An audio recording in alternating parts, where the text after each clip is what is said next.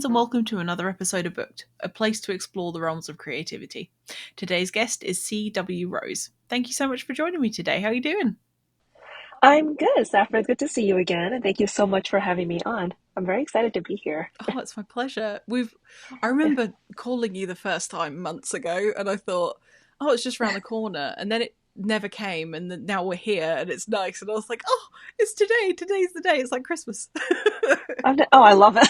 I love it. No, no. I will be honest. I was very excited. Because when we were scheduled for March at the time, I think it was like January or December. I'm like, oh, that's so far away, Mm, and I was like, oh, we're here, yeah, and it's amazing, and yeah. it's great. It was one of those things where, because I've had so many to do, I kind of keep forgetting. It's terrible. I keep forgetting who's next, Okay. and so I get to look at it, and it's not a nice little surprise. I'm like, oh, okay, today's the day. That's nice. I love this. Like Christmas every day. Yeah, that's so good. It's like, this Yeah. is so self-indulgent for me because I get to talk about people's creativity and ask them questions, which you can't normally do. Like Yeah. if it's just online and you're sort of talking as mutuals on social media or whatever, it's a bit weird to ask this many questions. So this is my time where I get to ask people questions and they have to answer me. Oh my gosh. I no, I love that. I mean, I'm an author, and I love talking to other authors. Like, I love hearing like where their ideas came from, like what inspired them to write this Mm, book. And I'm like, tell me about your creative process. I mean, just because I am so curious and I love learning about what other people do, me too. right, and how they do it, because people's minds are so interesting And and how you, they work. yeah, and you're never going to get the same story from everybody, which is Hmm. fantastic. I mean, you can see it just from like prompts that people do. Each one is completely different, and that's the spice of life, is variety, isn't it? That is definitely the beauty of it. Yeah, I agree. pretty sure that's a saying. Anyway, Yeah. enough of me Yes. rambling about my excitement. I'm going to ask you questions now. So, Yeah. the Okay. first I'm thing here. that I try to, well, the first thing that I ask a guest to do is to introduce themselves and to tell the listeners what to expect from their work because there are going to be people here who have not heard of you before. All right. Well, all right. So I am C.W. Rose. I am a fantasy and romance author by night and a healthcare professional by day. Mm-hmm. So I am also a karaoke enthusiast. I'm an ocean child. I'm a scuba diver. I'm a lifeguard. I'm a also a dog mom to a Pekingese that looks like an Ewok. I need to get a picture He's of been this dog when we're he's finished been with this, called please. he's been called a Wookiee. He's extremely furry. So right now it's wintertime in New York City. He's very happy. Ooh, that's cute. He's my weather. I'm not getting hot. I'm gonna walk forever. You're stuck with me. I'm like, okay, keep going. Okay, I lost my train of thought. Yeah. Okay. So I write about ordinary Asian women Mm-hmm. who find themselves in extraordinary circumstances, and they find themselves, and sometimes, usually, along the way, Mm-hmm. and these cinnamon roll men who adore them. These men are not always human, Yes. which makes it even more fun. Mm-hmm. Yeah. So have you always enjoyed like reading and watching fantasy and romance stuff, or is it something that you exclusively write about? I love fantasy and romance. When I was growing up, I used to read a lot of like contemporary romance. Mm-hmm. Like I loved like YA. And then as I got older, of course more like adult contemporary romances. I love reading like high fantasy, urban fantasy, but I could never find what I really wanted, which was romantasy, which I did not know Mm-hmm. was a thing at the time. Yeah. Right. I was the person I love love, so I am the person who would go into fantasy books or even like sci-fi books and be like, oh, I ship these two characters, even though there's like no romance thread for them. I'm like, I ship these two characters. I want them to be together. Mm-hmm. And then I used to wish, I'm like, why isn't there like sci-fi and fantasy romance? Mm-hmm. And then when I read my first one, which is actually Radiance by Grace Draven in 2015, I'm like, there is a God. This is amazing. I am so happy right now. And but yeah, so I write primarily romantasy Mm-hmm. and romance. But I would like to delve into other genres at some point. Mm-hmm. Maybe whenever I get these works in progress done. Mm.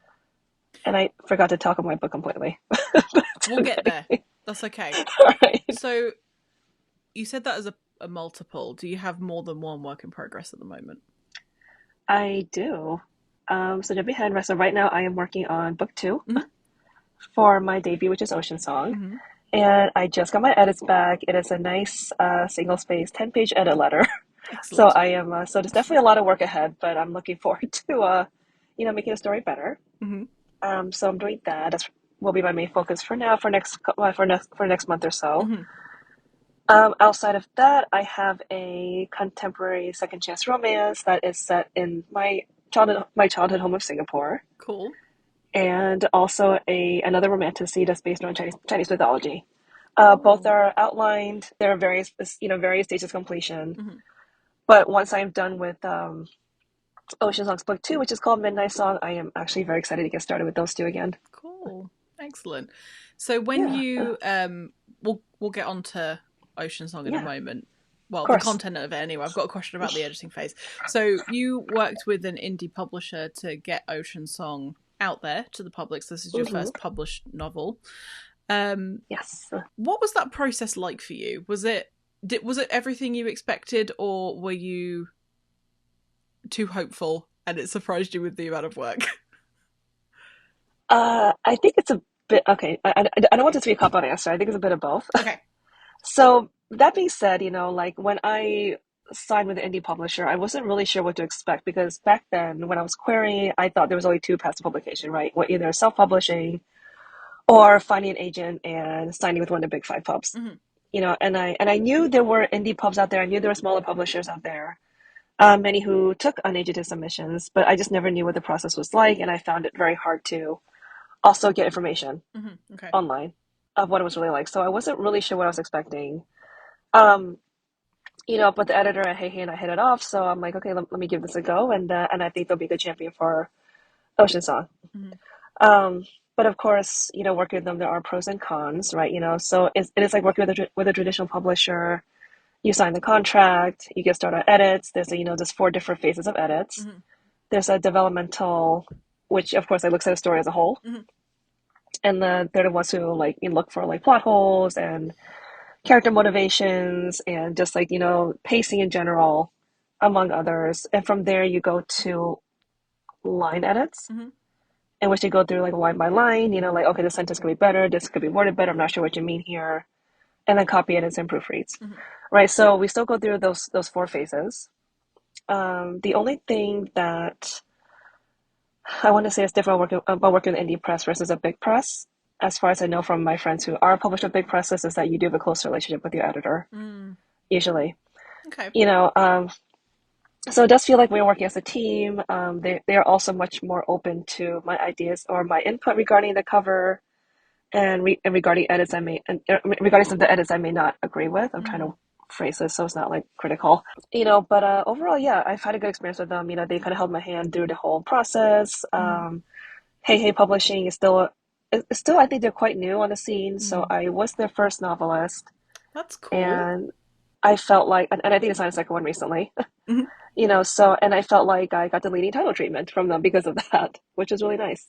That's really cool. I think that must be incredibly beneficial to have Yeah, structure and have somebody challenge you because you need to have.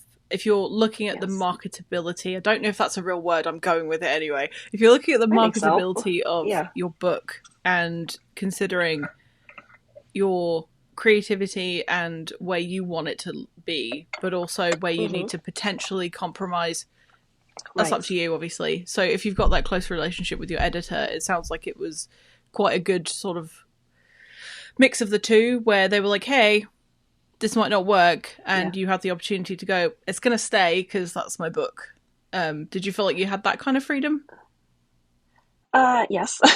So like, I guess I can say this now because I just got my edit letter back for book two. Mm-hmm. So I read through it, and usually I do end up agreeing with most of the feedback. Mm-hmm. There's some feedback that I think that we could talk about a little bit more Yeah.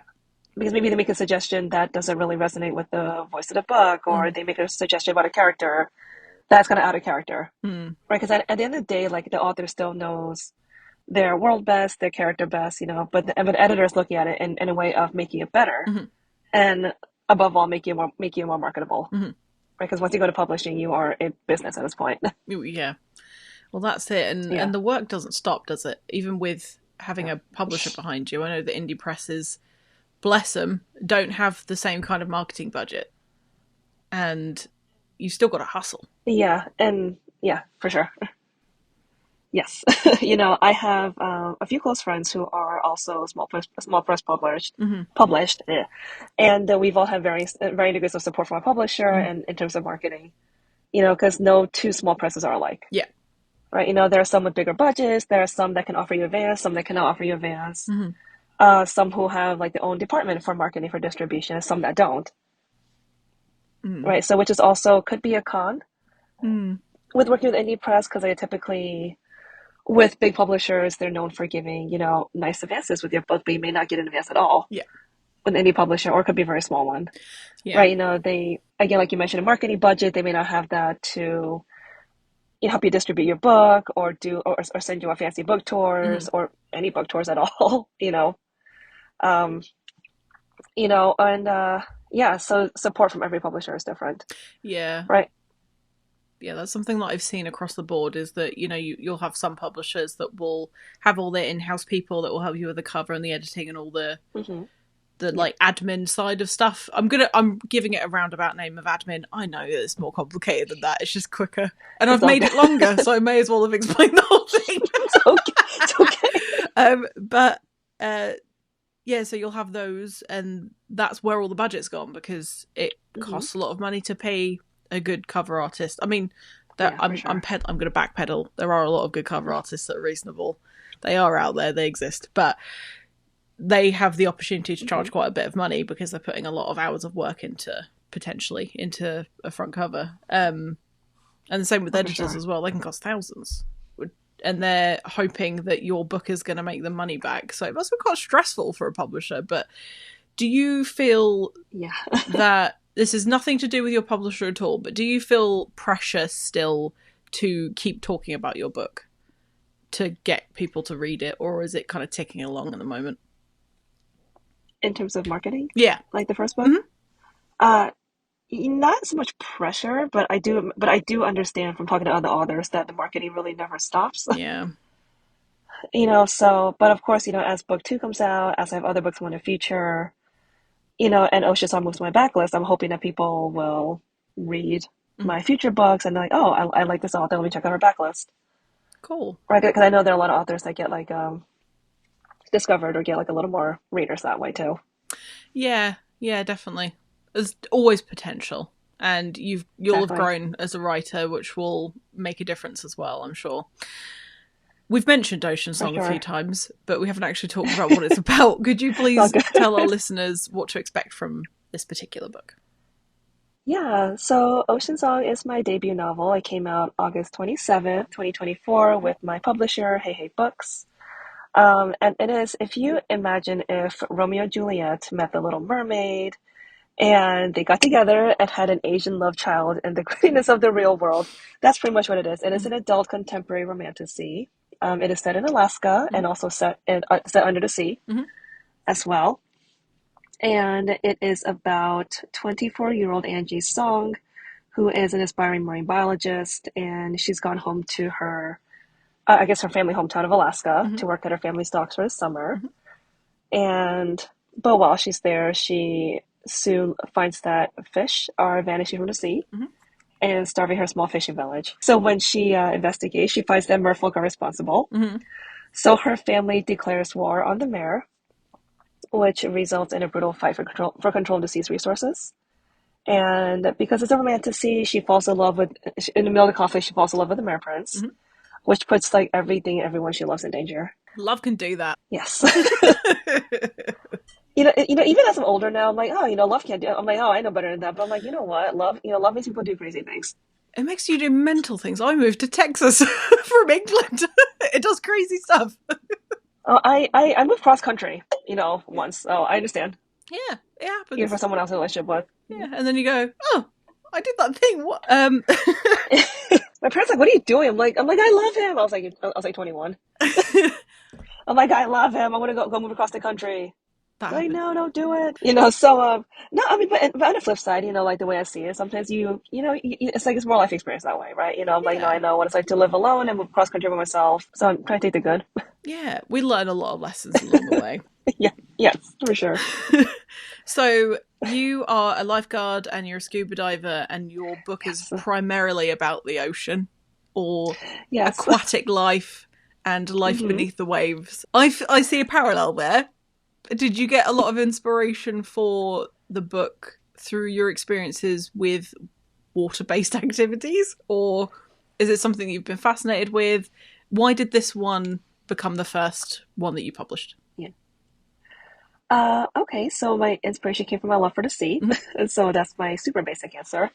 But going back, to the very beginning, I've always had bad knees. I've had asthma since I was a little girl. Me too. I'm used to it now, but still, it sucks. But, Mm-hmm. so doing like land-based activities would be hard for me. Like running would be tough for me. I would get exercise-induced asthma, and it would hurt my knees. Mm-hmm. So my parents made me take swimming lessons when I was really, really young. I'm like, oh, I really like this. Mm-hmm. I can get good exercise, and being by the ocean will help me breathe better. Mm-hmm. So I end up being like an ocean child. I love the ocean. I love being in the sea. I love being by the sea. Mm-hmm. I'm not scared of deep water. Yeah. And I'm that person whenever I go swimming or snorkeling, I try to go as far as I can out to the sea. I'm just like, oh, this is okay. I feel fine. As far as they'll let me go before the lifeguards yell at me to come back. So I've always been fascinated by the sea because it is the least explored place on Earth. Mm-hmm. The creatures that live below, like the world below, it is just so utterly fascinating me because the creatures look so different from from on land. Mm-hmm. And I remember loving it so much that I wrote a novella 10 years ago, Mm-hmm. 11, somewhere around there, Yeah. maybe more than that. Anyway, so it was about a mermaid princess Mm-hmm. who falls in love with a human man who's a dock worker during a human merfolk war. And that's actually kind of where Oceansong came from. Yeah. But that was a romantic tragedy. So the princess actually died at the end trying to save her human lover. Oh. So I guess that's actually more closer to the Romeo and Juliet comp than Oceansong is. So I wrote that for myself. I must have been going through something at the time. I'm not really sure what. So I wrote that for myself, put it aside, never looked at it again. Mm-hmm. And about 3 years ago, at this point, I was on a cruise with my family Mm-hmm. and standing on a balcony and just looking out through the ocean because you can't use your phone. You can't really do much on a cruise ship, right? There's no reception there. Mm-hmm. And I was waiting for my family to do something. I forgot what it was. Mm-hmm. And I just looked at the ocean. I just kept staring at it. I just watched the waves. I watched them churning, rolling over and over and over. Couldn't see any fish because we were out in the deep sea. Mm-hmm. And I just started wondering, I'm like, oh, what if I put on a scuba outfit and I just jumped right into the water right now? Mm-hmm. I'm like, what would I find? What would be down, like what would I find down below the surface? Which then turned to, what if this merfolk? What if they were real all this time and they were just hiding from us? Mm-hmm. Right? Because we don't know like all the creatures in the sea. Mm-hmm. There could be merfolk hiding somewhere. There still could be. We still don't know. Yeah. That's the thing, people write them out as mythical creatures. I'm like, you never know what you find under the sea. Like, there's some odd-looking creatures down there. Yeah. So yeah, and then at that point, I kind of thought back to that mermaid novella I wrote Mm-hmm. like a long time ago, and I'm like, I'm going to take this. I'm just going to shred it. I'm going to revamp this whole thing. So the mermaid princess became a mer prince named Caden. The human man became a like smart, mild human woman named Angie. And Oceansong has a happy ending, Excellent. unlike the novella. Did you need to write a happy ending because you wanted it to end well for them? I did. I queried it as a fantasy romance, and in romance, and I know there's some discourse about this, but in romance there has to be a happily ever after, Yeah. or happy for now. Yeah. I know some people say they don't have to be, but like that's the definition of romance. Hmm. So, before we started recording, we were talking about whether or not this was the first book that you queried. It's the first book that you published, but I think you said it was the second one you queried. Is that right? Yeah, it was the second one I queried. Okay. And the sixth novel I ever wrote. Mm-hmm. So, and that's because the first book I queried, it was a 5-part series. Okay. That, like I was mentioning earlier, is trunk right now. I may go back and tear it apart in the future and Yeah. try to make it, maybe like a trilogy out of it or something. I don't know if it'll work very well as like a 5-part series. Looking back at it now, and when I read it now, 2 or 3 years later, I'm like, I can kind of see why I never got picked up for a publication or for a presentation, especially knowing what I know now. Okay. And after just going through a bunch of grueling rounds of edits, I'm like, now I understand. So is it that it's harder to get a series published? Yes, I think it is harder to get a series published in general because, especially if you're an unknown author or debut author, Hmm. because publishers don't know you, right? They don't know you. They don't know like whether it could sell because to them, as far as I know, if the first book doesn't sell, Hmm. then there's no point in publishing books two, three, or four, or five. Yeah. Right. So they always say that if you're going to acquire a series, it's best to write the first novel as a standalone Mm. and then query it as a standalone with series potential. Hmm. Okay. Interesting. I mean, I do know debut authors that have gotten multi-book deals, Hmm. but I think people tend to get like single book deals more often than not, Yeah. right? And the publisher sees how well that the first book does. If they do well, they might be like, oh, let's pick up book two, three, four, and so on. Hmm. Yeah. I know it's That's how definitely Hank did it. possible. Like, it must be possible. But I suppose you, Yeah. again, have to have an incredibly strong first novel or even have self-published or published Hmm. independently. Yeah, it's a Yeah, funny exactly. world, and I think also you have to keep in mind what's going to be popular at the time, what's going to Yes. sell. I mean, there are certain Hmm. types of books that are just rife. Like, I can't tell. This isn't a dig. I just can't tell them apart because I don't really read like fantasy or romantasy. I So don't read good. dark romance. Not because I think it's bad. Hmm. It doesn't get my motor running. So I see Yeah, all that's these totally books fine. and I think, "Oh, they all look the same." And they all have really similar names and Yeah. things like that, and that is clearly what is selling really well because I don't know, that's what people are going nuts for. So I imagine Yeah. if you're writing anything that's different or that strays away from that, it must be so much harder to get, I mean, a singular book deal, let alone a trilogy or quadrilogy or whatever you're going to write. Series is the word I was looking for. Yeah, I mean, it's interesting because when I was writing Oceans, I'm like, oh, this really really commercially viable and commercially like popular. Mm. But looking back now, I'm like, it makes me wonder if it is kind of niche, the Mm. book, like because of the way that the settings are like this, because it's like set in the real world, but there's also a fantasy setting. Okay. Like it's not just set in the real world, it's not just set in a fantasy setting. Mm. There's kind of a bit of crossover for both. Yeah. There's a kind of a monster romance aspect, even though he's a merman. Mm. He can't shift into being a human. Mm. So that was kind of fun trying to make that work. Yeah. With them, and most of my cast is Asian, Mm. right? So I think that as it is, so I think all of that together might make it a little bit more niche than I thought it would be. Mm. So I am glad that it is finding its readers. Mm. I've had readers come to me and they're like, oh, this was a lot more violent than I thought it would be. I'm like, it's a book about war, and I put content warnings on my website, and it's almost all my Goodreads.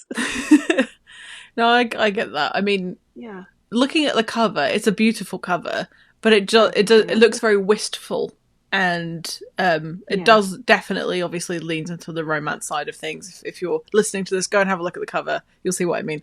It's a really stunning cover, and Thank it you. looks so well done. It's very inviting. So I imagine if you are into reading like romancy things or romanticy things, then that would be a home run, in my opinion. Yeah, no, I hope so because I've had people tell me too. And they're like, oh, and like, I'm really looking for like a fun, a fun, lighthearted mermaid romance. I'm like, this is not it. Go There are so somewhere many else. out there, but I'm like, if you are looking for a fun, lighthearted mermaid romance, this is not it. You're gonna be disappointed, and then you give me a bad review. So I'm like, please don't torture yourself. You've been warned, listeners. Check out the Yeah, content warnings before you read the book.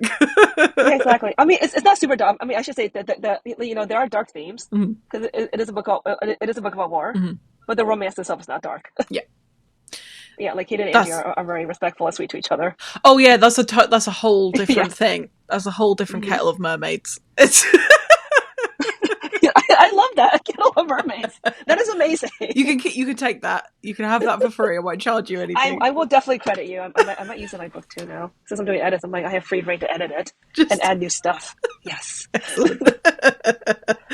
Oh, that's funny. So, so I know that Yeah. you are a creator for Path to Publication. I don't know a huge amount about it, and our listeners, because this is our episode, not just mine. So our listeners might not Yeah. know much about them either. Could you give us like a bit of an insight into what it is and what you do in terms of a contributor? All right. So the website's called Path to Pub, and the two is a number two. Mm-hmm. So it's path2pub.com. Mm-hmm. So it is run mainly by actually a debut author whose book is coming out really soon. Cool. I think Lucia Demisa is her name. She's coming out with like a young adult fantasy. at the end of this month, which is March. Hmm. And so she runs this. So it's pretty much a blog for querying authors and for published authors. Okay. I think it's mostly for querying authors though. Hmm. So yeah, so Path to Pub is Hmm. a group of, published authors, agented authors, and querying authors. And we kind of get together there to share experiences. So every month, Hmm. Lucia, who's the head of the blog, she has all of us write a blog Hmm. post about anything. Hmm. It can be anything related to writing, anything related to querying, anything related to being in a publishing world. Hmm. Right, and you get to see from there. So we share our own experiences, what we've learned. And it's really meant for people to see that, that you're not alone in your experiences, that there Hmm. are people that experience the same as you, right? And that everyone has a different path to publication, Oh, hence the name of the blog, that makes sense. right? So yeah, so we do like blog posts on there. Like I've done blog posts on my query letter, Hmm. my querying journey. I've done actually also a blog post on what it's like doing tabling events as an author, Hmm. what to expect. And actually, my post for this month, which will actually post on March 19th, will be about like the lessons I learned Hmm. in the past 6 years of querying, and hopefully someone can relate to that.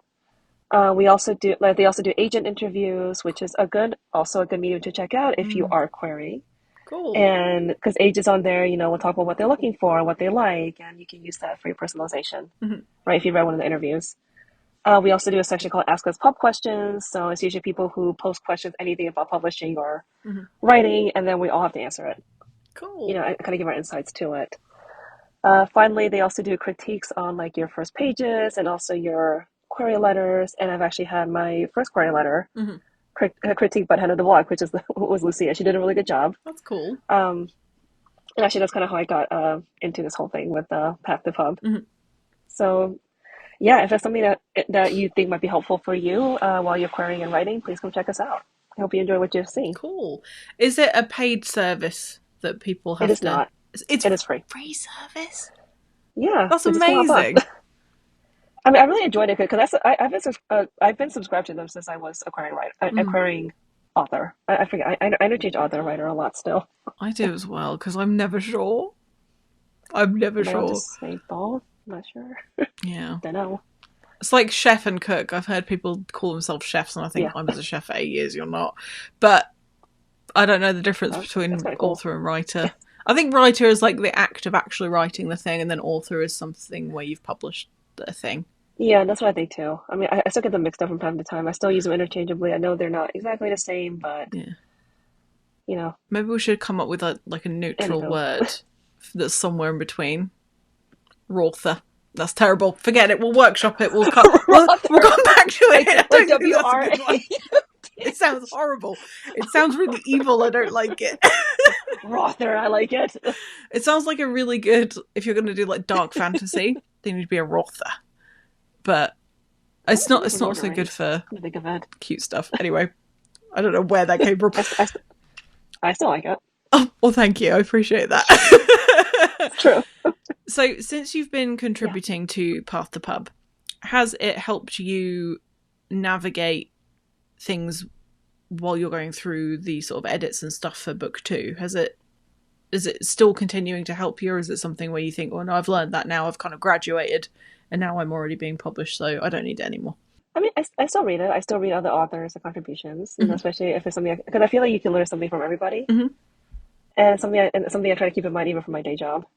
I work in healthcare, and Mm-hmm. I'm like, you can learn something from everybody, Yeah.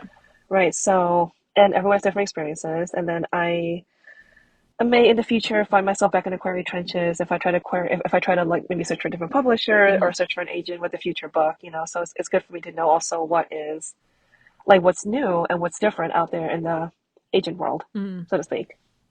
Yeah, it seems to be ever changing, and I do wonder what it's going to look like Yeah, in a year from now, because I feel like I keep calling this the for year of sure. the indie.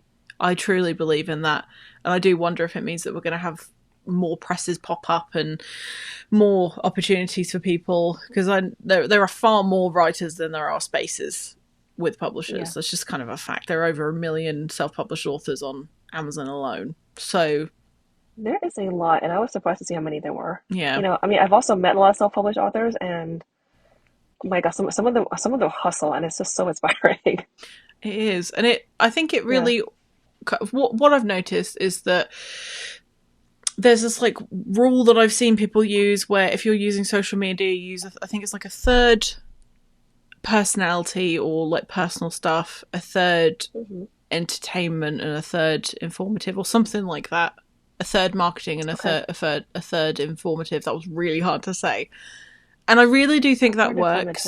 It's something along those lines. Take 3 of those options and put them together. That's probably what it is.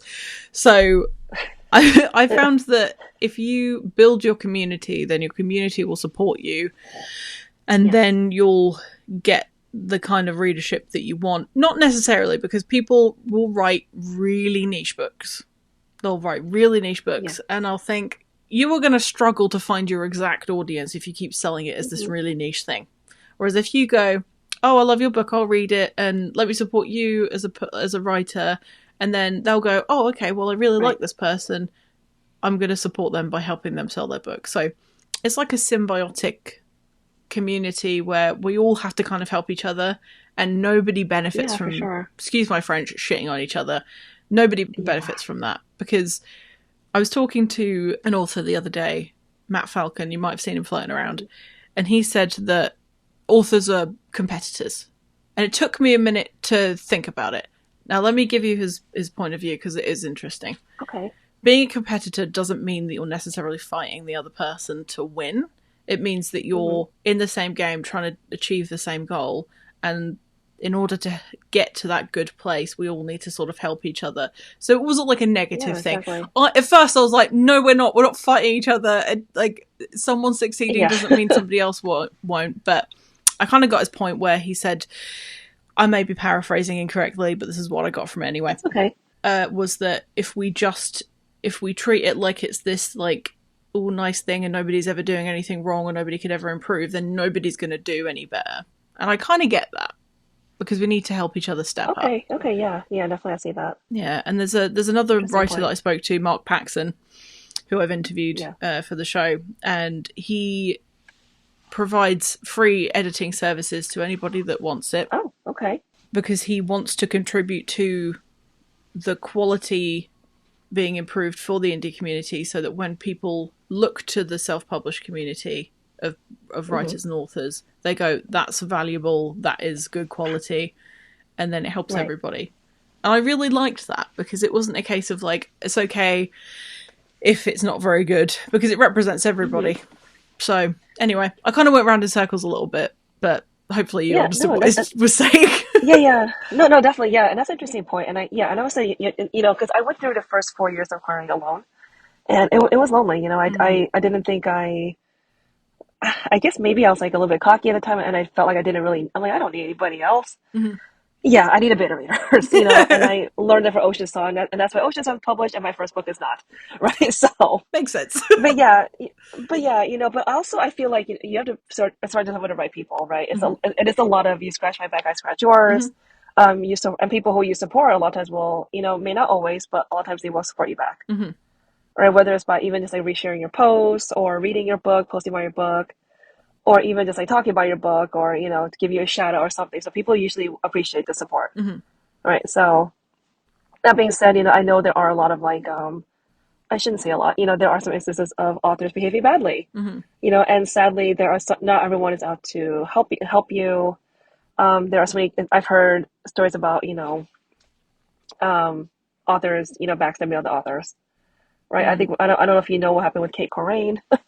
I think that was a pretty big thing in the author community, but she actually went and like one starred a whole bunch of her with a fake account, books. And it was like this whole thing, and she blamed it on medication or something. Was that it? Yeah, that was it. And I feel like there's like at least one of those every year. Yeah. So there's always somebody who does not see it as a collaborative environment, but rather a competitive environment. Yeah.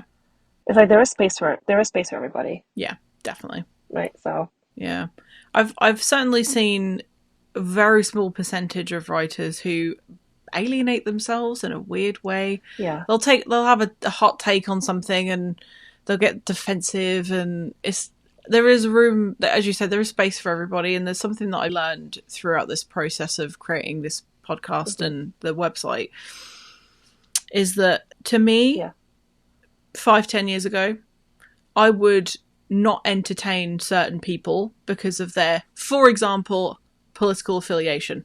This is past Saf. This isn't current Saf. Current Saf she's grown up. And so I've realised that this is a really cool creative space that we can all exist in, have completely differing views, but we can agree on the thing in the middle. And by doing so, we allow each other to see each other's points of view through this form of art that we're creating, which is really cool. And then potentially you might have a positive influence on somebody. But if you start excluding people because they have a different belief system to you, whatever that means, it doesn't mean you're supporting that person's view. It means that you're allowing them to exist in the same space so that they can broaden their horizons a bit more. And that's something that took a lot of growth for me, because I wanted to be like, ew, no, you like such and such. But I can't do that. I used to be that way too when I was younger. So I understand, you know, like I feel like I was, and it might be because of the family I grew up in. You know, my parents are quite judgy, so I think I grew up quite judgy. They're like, oh, look at this person. I can't believe they believe. I can't believe they wear that shirt. I can't believe they're doing this. I'm like, why don't you leave? And now I'm just like, why don't you leave them alone? Like, they're not bothering you, right? You know, and God, you know. But I feel like, and I feel like people don't always remember this. It's like when you become an author, or a querying author, or an author, or even a writer, putting yourself out there, right? You become a professional. Yeah. You know, and I agree. You know, like I have no issues with somebody if they have a differing belief system than I do. If I like their book, you know, it's the same thing as when I go to work. There are some people here who have some really odd beliefs that I would not want to be friends with them in real life or be friends with them outside of work. But I can still appreciate that they're good at their job. Yeah. Right. So, and I think that's where, like, you know, like these people, you don't have to be their friend. Yeah, exactly. Right. You know, like you are colleagues. You are all colleagues.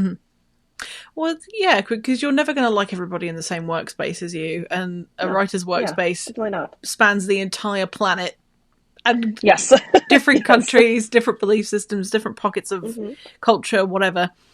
It's just really interesting to see such a variety of people where I wouldn't necessarily, as you say, be friends with them, but I might invite them to eat at my table because I would like to understand them a bit better.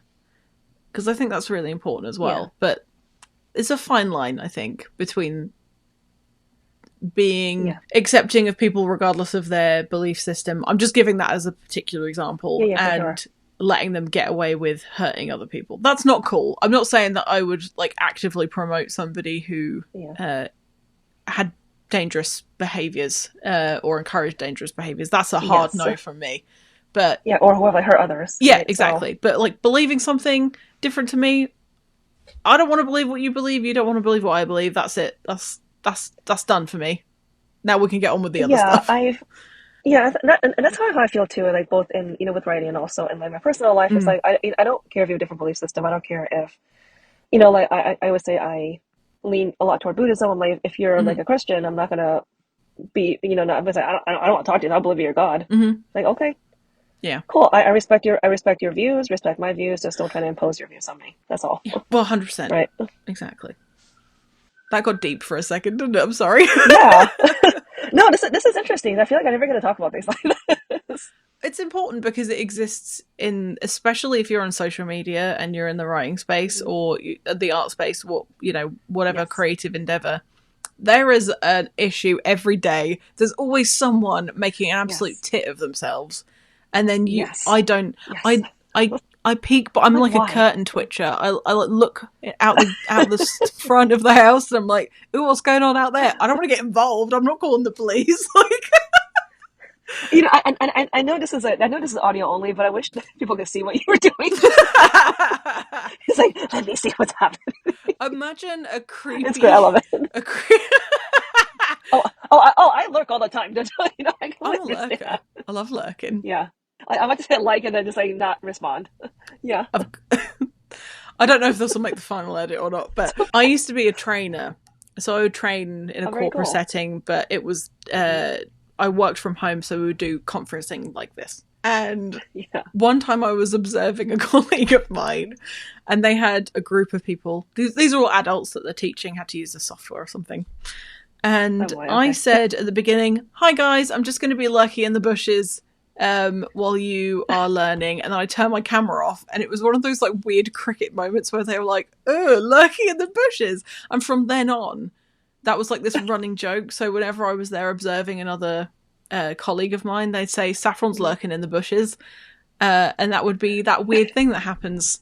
And also, I have hair like Hurley from Lost. I don't know if you've ever seen Lost, but there was Nice, also nice and thick. Uh-huh. the guy from Lost. There was always a GIF floating around in the chat box at all times if I was ever on camera, which Oh was my God. fantastic.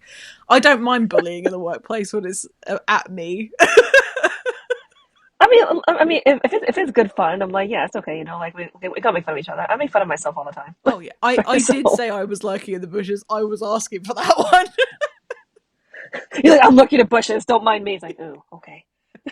I mean, Fix I that didn't for have like a there. cackle afterwards, so I just sort of said it and then turned my camera off. Can you Oh imagine my somebody is god. like, you're like, oh, hi, she's back. I only have the questions in case there's no derailing, but when there's a derail, then I don't get all my questions on. I'm like, I don't care. Because you get to see the personality of the person. That is important to Yeah, me. That is why I do 100%. this. This is Hmm. why I've read books that I would have read before. It's because I get to know the writer and I think, oh, I really want you to do well. Let me read your book because I want to support you. And that's kind of how it goes. So, Yes, I have discovered a lot of authors just from speaking to them. mm-hmm, Right, you just start doing like lives with them or just meeting them like in person. mm-hmm, And I picked up books in genres I probably would never read yeah, because I'm like, oh, these are an interesting person. The book sounds interesting. It's not in a typical genre I would read, mm-hmm, pick up normally, but I want now I want to read their book. yeah. And you see the So I've personality discovered a come lot of books through. that way. Yeah, Yep. exactly. And when you get to learn that, for example, you scuba dive and you're a lifeguard, now all of a sudden, Oceansong has more depth to it. That wasn't And supposed people to have be told an me, ocean yeah, pun, but it is now. I love it. And people have said that to me. They're like, "Oh, I didn't know you're a diver, so this makes it more interesting." Yeah, Like, yeah, it does. It I'm adds not a deep sea value. diver like Angie is. Yeah, I mean, I'm not a deep sea diver like Angie is, but Mm-hmm, but I know what it feels like to be under the water and mm-hmm, to be weightless mm-hmm. and to have to equalize, otherwise your ears will burst. Oh, Right, so not burst literally, but like oh, okay, just get that okay. trauma. No, let's not let your ears explode. Oh God, can you imagine? Too I horror am story right imagining, there. and now I don't want to Can you anymore. imagine? No, we um, went there. Anyway, Before I let you go, I'd really like to know yes. who do you write for? So on a broader scale, I write for all of the BIPOC women, in particular Asian women Mm-hmm, who have ever wanted to see themselves, right, as a main character in a fantasy, mm-hmm, in a romantasy. I do feel like, and there are like so many amazing romantasy books. I do feel like romantasy as a genre is very, very white dominated. mm-hmm. And I do feel like sometimes that, especially Asian authors, we tend to get pigeonholed into either YA Yeah, or like stories about generational trauma, right? Which both yeah. are wonderful. I've read a Mm. lot of great books. I have generational trauma, right? So those books are very healing for me. I also love YA books, Mm-hmm, but I did find Asian representation in adult romantasy lacking, mm-hmm, right? So I wanted to try and fill that gap. Um, I also wanted people to see that they could be the main character, mm-hmm. and for BIPOC women to, or men even, just to see that they don't have to be sidelined to be the side character all the time, right? Yeah, Or the sidekick or a secondary character. So that's really, really who I write for. I love that so much. Yeah. We need Also, more of that. everyone that loves oceans and Mm-hmm, mermaids. I write for feminist allies, mm-hmm. and people who've ever had to choose between duty and their heart. I love that. That's so lovely. Yeah. So I think representation in fiction is so important because that's what we grow up yeah, with. for sure. As adults, we still grow up, but that is what we grow up with. And seeing, Hmm. I'm going to have another ocean pun now, seeing the tides change and seeing I love it. a greater variety of people representing smaller pockets of these art forms, it makes me Yeah. cry. I'm so excited about it because I got to grow up with all that stuff, Yeah. and it makes me sick to my stomach that not everybody got to grow up with it. So I'm glad that there are people such as yourself, writers such as yourself, that exist to fill in that gap because everybody needs to feel seen and represented. So thank you. Absolutely. And absolutely, and this is the last. I know we're running out of time. This is the last one. Like I work in New York City, right? Mm-hmm. So I meet a lot of people. I'm a healthcare provider in New York City, right? So I Mm-hmm. meet people from all different Yeah. backgrounds, from all different, walks of life, Mm-hmm. all different ethnic groups, and it's really, really exciting now that I can see, I can read books with people who have like that have like black main characters Mm-hmm. or like Latina main characters, Mm-hmm. Asian main characters, characters who are maybe wheelchair users. Mm-hmm. And I love seeing all of that. I'm like, this is amazing, because Yeah. I feel like there's such a big diversity in that now. Mm-hmm. Just like real life. Hmm. Yeah, It's exactly. finally starting to reflect real life, which is great. Yeah, which is great, and I hope it keeps going toward that trend. I hope so too. I hope You so know that too. there's just more diversity in general in books Mm. It's and incredibly movies. important. So you are a positive contributing factor to that. So you should be very proud of yourself. Thank you. I agree that no, that actually means a lot to hear you say. So thank you so Good. much. I'm glad, of course. Yeah. It's been an absolute pleasure to talk to you today. The time has flown Yeah. by, Yes, it as it does has. sometimes. And I looked down at the clock and I thought, oh my goodness, it's been 45 minutes. No, it's 48 minutes. Like, oh crap, what happened? That's time flies when you're having fun. Yes. So, before we sort of sign off for the episode, where is the best place for people to find you and your work? So I am the most active on Instagram. Mhm. So I am at CW Rose Author, Mhm. all one word. On Instagram, I'm also same handle as TikTok. I'm not as active on there, but I do post on there occasionally. Mhm. Um, Same handle on Threads. I also have Twitter/X. I don't want to call it X. It's Twitter. It is Twitter, you're right. I am, Correct. yes, I am at CW Rose 813 on there. I am really not active on there anymore. Yeah, Especially with everything going on with Twitter lately. that's great. So yeah, and I'm on Facebook also at CW Rose. Great. So you can find me there. I will put the links in the description of the episode. I will also put a link to your Awesome. author feature on Indiosyncrasy, and it's been, You're as I said, amazing. a pleasure. So thank you so much for taking the time, and I'll catch you later. Awesome. Thank you so much. Thank you for having me again. Oh, This was really fun. I'm so glad you had a good time. That makes me so happy.